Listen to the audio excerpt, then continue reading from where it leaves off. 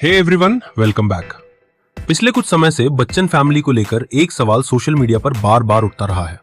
आखिर ऐसा क्यों है कि जब भी श्वेता बच्चन और ऐश्वर्या राय का नाम एक साथ आता है, लोगों के बीच चर्चा शुरू हो जाती है। क्या वाकई दोनों के बीच सब कुछ ठीक नहीं है, या फिर ये सिर्फ सोशल मीडिया की बनाई हुई कहानी है? आज की वीडियो में हम किसी के निजी रिश्तों पर फैसला नहीं सुनाएंगे, बल्कि उन बातों पर चर्चा करेंगे जिनकी वजह से ये सवाल बार बार सामने आता है। सबसे पहले बात करते हैं श्वेता बच्चन की। हाल के वर्षों में उन्होंने कई इंटरव्यूज दिए हैं और अपनी जिंदगी से जुड़ी कई बातें खुलकर शेयर की हैं। सबसे दिलचस्प बात यह रही कि उन्होंने कई बार आर्थिक स्वतंत्रता की अहमियत पर जोर दिया। उन्होंने कहा कि वो चाहती हैं कि उनके बच्चे पहले अपने पैरों पर खड़े हों, अपना करियर बनाएं और उसके बाद ही शादी या परिवार के बारे में सोचें। ये बात सुनने में सामान्य लग सकती है, लेकिन जब कोई व्यक्ति अपने अनुभवों के आधार पर ऐसी सलाह देता है तो लोग उसके पीछे की वजह जानने की कोशिश करते हैं। श्वेता ने एक इंटरव्यू में यह भी माना था कि वो चाहती हैं कि उनकी बेटी अपनी खुद की पहचान बनाए। कई लोगों ने इस बयान को उनकी निजी जिंदगी से जोड़कर देखा।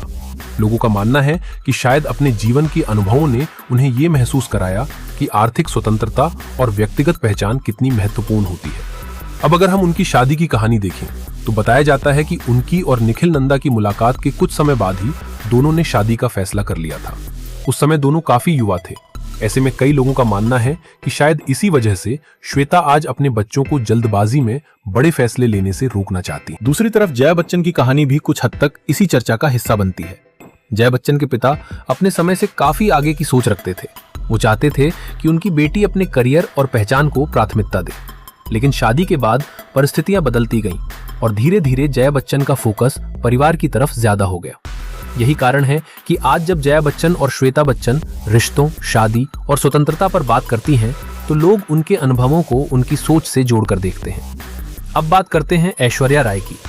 ऐश्वर्या राय की यात्रा काफी अलग रही है। शादी के बाद उन्होंने कुछ समय अपने परिवार और बेटी पर ध्यान दिया, लेकिन बाद में उन्होंने फिर से फिल्मों और अंतर्राष्ट्रीय मंचों पर सक्रिय होना शुरू किया। आज भी वो दुनिया के सबसे बड़े फिल्म और फैशन इवेंट्स में दिखाई देती हैं। यहीं से सोशल मीडिया पर तुलना शुरू होती है। कुछ लोग कहते हैं कि ऐश्वर्या ने शादी और करियर दोनों को बैलेंस करने की कोशिश की। वहीं कुछ लोगों का मानना है कि उन्होंने अपने फैसले खुद लिए और अपनी प्रोफेशनल पहचान को पूरी तरह खत्म नहीं होने दिया। याद रखिए, ये सिर्फ लोगों की राय है। वास्तविकता क्या है, ये सिर्फ संबंधित लोग ही जानते हैं। लेकिन इंटरनेट पर चर्चाओं को बढ़ावा देने वाली एक और चीज है पब्लिक इवेंट्स। कई बार ऐसे वीडियो वायरल हुए हैं जिनमें लोग श्वेता बच्चन और ऐश्वर्या राय की बॉडी लैंग्वेज का विश्लेषण करते नजर आते हैं। कोई कहता है कि दोनों के बीच दूरी दिखाई देती है, तो कोई कहता है कि मीडिया छोटी छोटी बातों को बढ़ा चढ़ाकर पेश करता है। सच ये है कि कुछ सेकंड की क्लिप देखकर किसी रिश्ते का पूरा सच जान पाना लगभग असंभव है। फिर भी लोगों की दिलचस्पी कम नहीं होती। इसके पीछे एक और वजह है। जब भी किसी बड़े परिवार की बात होती है, लोग उसमें रिश्तों की कहानी ढूंढने लगते हैं। बच्चन परिवार दशकों से सुर्खियों में रहा है, इसलिए हर छोटी चीज चर्चा का विषय बन जाती है। अब यहाँ एक दिलचस्प सवाल उठता है, क्या समाज महिलाओं को लेकर अलग अलग मानदंड रखता है? कई बार हम देखते हैं कि एक महिला से उम्मीद की जाती है कि वो परिवार को प्राथमिकता दे, जबकि दूसरी तरफ उसी महिला की उपलब्धियों की भी तारीफ की जाती है। यही विरोधाभास कई परिवारों और समाज में देखने को मिलता है। यही वजह है कि जब ऐश्वर्या राय जैसे बड़े नाम की बात होती है, तो लोग उनके हर फैसले को इस नजरिए से देखने लगते हैं।